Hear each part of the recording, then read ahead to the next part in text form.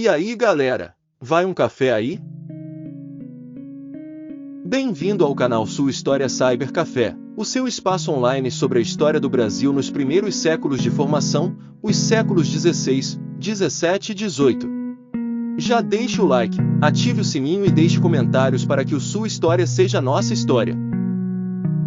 Toda semana, ofereceremos uma xícara de café para você, em um vídeo novo neste canal, o qual trará peculiaridades da nossa história, além de uma live na qual buscaremos a promoção de um entendimento sobre a trajetória da cultura brasileira ao longo do tempo. Portanto, capriche no like, deixe um comentário, ative a notificação. Desde já, nosso mais sincero agradecimento.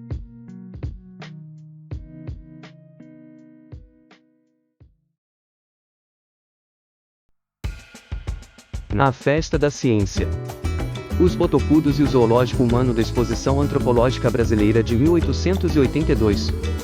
No alvorecer de um sábado imperial, 29 de julho de 1882, abriram-se as portas do Museu Nacional, então aninhado no Campo de Santana, no coração do Rio de Janeiro, capital do Império. Às 11 horas em ponto, a solenidade teve início. Brilhou o ouro das insígnias da família imperial, Dom Pedro II, com sua barba de profeta iluminista, a imperatriz Teresa Cristina, em sua postura discreta, e a princesa Isabel, aquela que seria chamada de Redentora.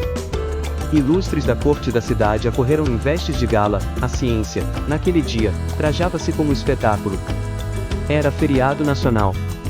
O povo, guiado pelas manchetes dos jornais que por semanas semearam a expectativa, formava fila muito antes da hora marcada.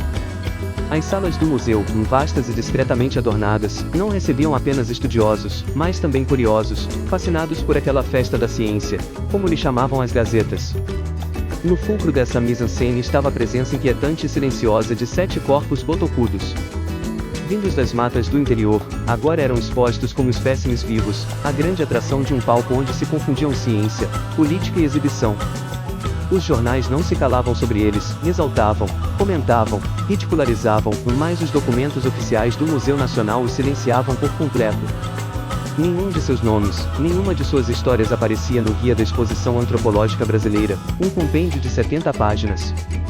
A mostra inseria-se na engrenagem das grandes exposições do século XIX, feiras da razão europeia, onde o desejo de classificar o mundo andava lado a lado com a sede colonial de posse e domínio. Em vitrines e pedestais, ao lado de crânios, armas e utensílios, seres humanos vivos, indígenas, africanos, asiáticos, eram postos como troféus de um saber que se pretendia absoluto. Optamos por nomear de zoológico humano, não por escândalo fácil, mas por justiça ao espanto. Pois a expressão exibição etnográfica, ainda que precisa no jargão acadêmico, soa hoje fria, quase cúmplice, incapaz de ecoar o horror festivo e de teor racial que pulsava nos olhos do século XIX. Zoológico humano diz, com ferida e verdade, aquilo que a asepsia científica não ousa tocar. A união abominável entre o saber e o circo, entre o laboratório e a feira de horrores. No estuário onde desaguam colonialismo e cultura de massa, nasceram tais espetáculos. Palcos disfarçados de ciência, vitrines vivas de povos arrancados de suas terras para entreter o olhar branco europeu. Nada de novo sob o sol. Desde Roma já se exibiam cativos bárbaros, e o mesmo se deu com os intitulados descobrimentos do século XV. Pessoas eram levadas como troféus e relíquias, expostas discretamente aos monarcas e suas cortes. Mas o século XIX fez algo mais perverso. Democratizou o escárnio. Montaram-se cabanas cenográficas, encenaram-se danças, vestiram-se trajes típicos como se fossem figurinos, tudo sob a luz da ribalta da ciência patriótica. É neste cenário que se inscreve a Exposição Antropológica Brasileira de 1882, realizada no coração do Museu Nacional do Rio de Janeiro. A literatura que a analisa costuma tratá-la como um marco institucional ou como etapa do nascimento da antropologia física no Brasil. Este texto, no entanto, decide ouvir as vozes abafadas por trás das vitrines. Os sentimentos, os silêncios, as angústias e o espanto dos indígenas arrancados do sertão e lançados ao palco imperial. Mais do que um evento científico, aquilo foi teatro. Uma encenação cruel da alteridade domesticada. Inspirado nas reflexões de Ana Paula Silva, o Rio de Janeiro continua índio. Território do protagonismo e da diplomacia indígena no século XIX. 2016, tese de doutorado. Que se debruça sobre os botocudos não como objetos, mas como sujeitos da história, este trabalho caminha na contramão da neutralidade. Também se fará emprego das reflexões de Michele Agostinho. A Exposição Antropológica Brasileira de 1882. Práticas de colecionamento e circulação de indígenas no Museu Nacional. Encontro anual da Ampox, 41, Caxambu, 2017. Antes de adentrarmos o salão da exposição, convém abrir a cortina dos bastidores. Por que escolheram os botocudos? Como foram capturados, persuadidos ou forçados a descer a serra e embarcar rumo à capital do Império? A história desses corpos, trazidos como relíquias vivas, ainda pulsa nos silêncios que a história hesita em narrar. E é justamente ali, nesse não dito, que este texto escolhe fincar sua escuta. Os preparativos da Festa da Ciência. Um espetáculo etnográfico no Império. Em 10 de setembro de 1881, Ladislau Neto, diretor do Museu Nacional, dirigiu-se ao ministro da Agricultura solicitando a publicação de uma circular conclamando o público a contribuir com a iminente exposição antropológica. O pedido culminou num documento oficial datado de 12 de outubro do mesmo ano, amplamente divulgado pela imprensa nacional. Convocava-se a sociedade brasileira a enviar artefatos que servissem ao engrandecimento científico da mostra. Vocabulários e lendas indígenas, esqueletos, múmias, adornos corporais, objetos de cerâmica, caça e pesca. As peças seriam organizadas nas seções de antropologia, arqueologia e etnologia, com a promessa de devolução ou de arquivamento sob o nome do doador, e a criação de um júri para premiar os melhores envios. A partir da circular, o Museu Nacional passou a receber cartas e objetos de diversas províncias. Dentre elas, destaca-se uma remessa singular, enviada não em papel ou pedra, mas em carne viva. Uma família indígena inteira. Em carta manuscrita, o então presidente da província do Espírito Santo, Herculano Marcos Inglês de Souza, lamenta não poder enviar os artefatos solicitados, mas comunica o envio de 7 indivíduos botocudos do Rio Doce, no Espírito Santo, acompanhados de um intérprete. A descrição que acompanha os indígenas revela a construção de um espetáculo. Um velho casado com 2 jovens, uma anciã, um rapaz e 2 crianças de idades variadas. As mulheres ostentavam botox labiais, objeto de fascínio e exotização, e o grupo era descrito como capaz de cantar, dançar e tocar gaita com o nariz, abre aspas, de modo muito curioso. Inglês de Souza recomenda que se lhes deem presentes para os distrair da verdade. Não retornariam ao Rio Doce, como haviam sido levados a crer, mas seriam conduzidos à corte imperial, chegando ao Rio de Janeiro em 6 de julho de 1882. A documentação oficial afirma que os indígenas retornariam ao Espírito Santo ao fim de sua, entre aspas, utilidade na exposição. Contudo, para alguns deles, essa viagem, iniciada sob engano e disfarçada de curiosidade científica, tornar-se-ia uma travessia sem volta. Assim se inaugurava, no coração do Império, a chamada Festa da Ciência. Uma celebração que misturava ciência, espetáculo e violência simbólica. Em 1882, no contexto da exposição antropológica organizada pelo Museu Nacional, o presidente da província do Espírito Santo incumbiu o engenheiro João Castro Menezes de uma missão reveladora do imaginário científico e racial do Império. Coletar objetos, entre aspas, representações humanas, que traduzissem a alteridade indígena brasileira. Ao seu lado, seguiu o fotógrafo Joaquim Aires, encarregado de documentar e transportar não apenas artefatos, acomodados em 4 caixões, mas também corpos vivos. Uma família de botocudos, na verdade, um grupo, e o intérprete Tertuliano Rodrigues, do aldeamento do Mutum. O envio desse grupo humano à corte fluminense, embora ausente da chamada pública dirigida às províncias em setembro de 1881, revela um pedido específico, velado, feito por Ladislau Neto, diretor do Museu Nacional, ao presidente provincial. Segundo o Jornal do Comércio, em 2 de julho de 1882, Neto requisitara 20 índios da etnia Krenak, mas somente 7 puderam ser levados. Como relatou Inglês de Souza, houve nas palavras dele, luta com grande dificuldade para encaminhá-los ao Rio de Janeiro, uma resistência que talvez ecoasse, silenciosamente, a recusa dos próprios indígenas em serem objeto de espetáculo. Na corte, os botocudos encarnaram a fantasia colonial daquilo que eles chamavam de, abre aspas, outro extremo da humanidade. Sua presença cênica foi cuidadosamente planejada para atender aos moldes dos zoológicos humanos populares na Europa, com ênfase no exotismo físico, sobretudo no tradicional botoque, o bambu no lábio inferior, e na performance ritualizada de danças e cantos, preferencialmente protagonizadas por famílias com crianças. O interesse do Museu Nacional ia além do etnográfico. Inseridos numa ciência racista que buscava ordenar os povos do mundo por sua suposta posição na escala evolutiva, os botocudos ocupavam o degrau mais baixo da humanidade brasileira. Vistos como restos vivos dos tapuias, o oposto dos, entre aspas, civilizáveis tupis e guaranis, eram retratados como bárbaros, grotescos, incorrigíveis. No cenário internacional em que se disputava a localização do elo perdido entre o homem e o macaco, o Museu Nacional ousava afirmar que ele estaria no Brasil. Joaquim Ayres, em seu relato sobre a expedição ao Rio Doce, narra com pesar os percalços de sua missão, entre eles, as constantes fugas dos botocudos. Mas é justamente nesse gesto, a fuga, que talvez se revele o que não cabe nos relatórios. O fracasso simbólico da captura total do outro. Ao chegarem à cidade de Vitória, no Espírito Santo, os indígenas botocudos foram ludibriados quanto ao real destino da embarcação Ceará, onde embarcaram acreditando retornar ao território do Rio Doce. Em vez disso, foram levados ao Rio de Janeiro, sem qualquer consentimento informado, onde seriam expostos como objetos vivos de estudo e espetáculo.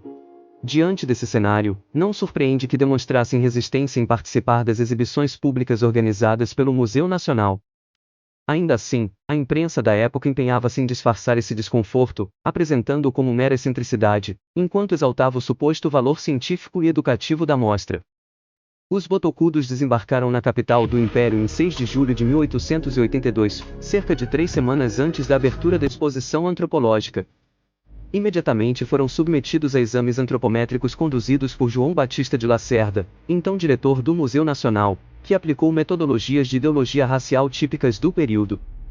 Descrições morfológicas, medições cranianas e observações sobre ossos e arcadas dentárias, em clara violação da dignidade humana dos sujeitos analisados. Usava-se o termo botocudo, uma referência ao enfeite de bambu alargador do lábio inferior. Entretanto, a etnologia atual usa a expressão geomacro-G, dependendo da etnia e de sua posição geocultural. O periódico Despertador, 1882, em sua terceira página, oferece-nos um retrato da mentalidade da época, abre aspas. Constam de 3 homens, 3 mulheres e um menino tipo perfeito do botocudo, cara larga, angulosa e repulsiva, desejosos de regressar quanto antes para suas selvas, queixando-se de que os iludiram. O diretor do museu, porém, conta que pareciam esquecidos da sua nostalgia. Por trás da retórica colonial e da falsa hospitalidade, revela-se o drama de povos arrancados de seus territórios, instrumentalizados por uma ciência que se pretendia neutra, mas que operava como o braço do poder imperial. Em decorrência dos preparativos da exposição, o Museu Nacional encontrava-se fechado para visitas, desde o dia 15 de maio daquele ano. Mas apesar disso, a chegada dos botocudos causou comoção popular, fazendo com que fossem perseguidos pela população nos jardins do Campo de Santana, parque localizado à frente do museu e espaço no qual instalaram o acampamento dos indígenas G. Nas imediações do museu, abre aspas, estaciona uma onda de povo à espera dos pobres selvagens para recebê-los com umas provas de equívoca admiração. Gazeta de Notícias, 1882, primeira página. Por isso os indígenas foram retirados do Campo de Santana, que à época era um dos espaços centrais da vida urbana do Rio de Janeiro, parque público adjacente à estação central de trens, e levados para o Palácio de São Cristóvão, junto ao imperador Dom Pedro II. Desta forma lamenta o jornal Gazeta de Notícias, 1882, em suas primeiras páginas, abre aspas. É pena, porém, que uma parte do público não tenha querido compreender o espírito de caridade que devemos ter para os pobres índios botocudos que de bom grado se prestam aos estudos a que os sujeitam no museu. Desde os primeiros dias da estada dos botocudos na corte, o diretor do museu precisou lidar com a perseguição do público. Durante a sua estada na Vila de Vitória, os indígenas já haviam despertado a atenção da população, sendo seguidos por, abre aspas, uma turba de curiosos, como expressou o jornal A Província do Espírito Santo, 1882, terceira página. A tensão entre público, indígenas e o museu transparece nos relatos de jornais desde o primeiro momento, havendo um crescente com o passar do tempo, o que levou o museu a tentar remediar a questão. O interesse do público seria algo esperado e desejado, mas a instituição, por outro lado, toma medidas para resguardar os índios do assédio do público e ao mesmo tempo tenta, entre aspas, educar a audiência, usando os jornais para moldar a maneira como os visitantes deveriam se comportar. No dia 20 de julho, Cerca de 10 dias antes do início da exposição, foi comunicado por meio de jornais que os botocudos seriam expostos no quartel do Corpo de Bombeiros, edifício vizinho ao Museu Nacional, tendo sido o diretor do museu obrigado a tomar esta medida, segundo a Gazeta de Notícias de 1882, como forma de, abre aspas, conciliar as exigências do público e sua ardente curiosidade e ao mesmo tempo deixar os índios mais tranquilos para percorrerem os salões da exposição antropológica e dançar e cantar à sua vontade, sem os empurrões de que foram eles vítimas.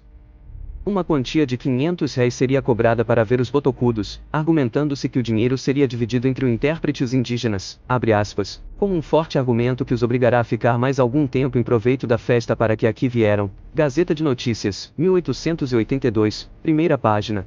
A Exposição Antropológica Brasileira. A cerimônia de inauguração da Exposição Antropológica Brasileira contou com a presença das Majestades Imperiais e discurso de Ladislau Neto, diretor do Museu Nacional. Mas apesar das 8 salas do museu terem encantado seus visitantes, o momento mais esperado seria a exibição dos botocudos trazidos do aldeamento do Mutum, que, entretanto, não estavam presentes.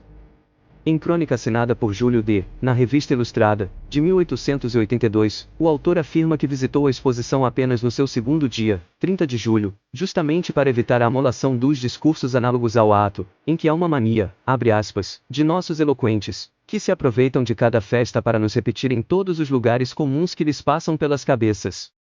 Essa crônica relata que o museu foi tomado de assalto pelo público, fazendo com que o diretor Ladislau Neto quase tivesse que, abre aspas, recorrer às baionetas diante da selvageria fluminense. Eis uma citação da Revista Ilustrada, 1882, em sua segunda página. Tanto interesse pela ciência espanta-me, mas eu acabo por verificar que toda essa curiosidade dos visitantes é apenas para ver os índios. Com efeito, apenas entrados, percorrem, olham, caçam. Nada de índios, além de alguns de papelão, que não satisfazem totalmente a cobiça pública. Reclamações, protestos, movimentos já de partida. Um gaiato lembra-se de espalhar que os índios estão escondidos nos aposentos do diretor do museu. E eis os aposentos do Dr. Ladislau Neto invadidos até a cozinha. Procuram, caçam, varejam toda a casa. Os pobres índios, coitados, corridos da selvageria fluminense, há muito, já se tinham ido refugiar em São Cristóvão, junto ao grande cacique.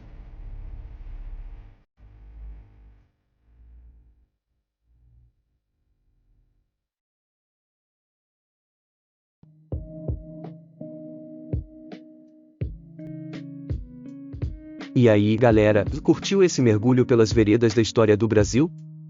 Se você gosta de desvendar o passado como quem investiga um mistério arquivado, com degredados, piratas, alianças indígenas, traições e silêncios que falam, então este é o seu lugar.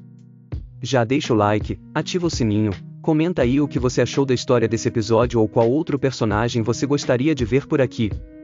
Lembre-se, aqui no Sua História Cyber Café, a história é viva, pulsante, cheia de contradições, e o melhor de tudo, é nossa. Semana que vem tem mais vídeo e também uma live, pra gente tomar aquele café histórico juntos e debater o Brasil. Valeu pela companhia e até a próxima xícara de história. Sua História Cyber Café, o passado não passou.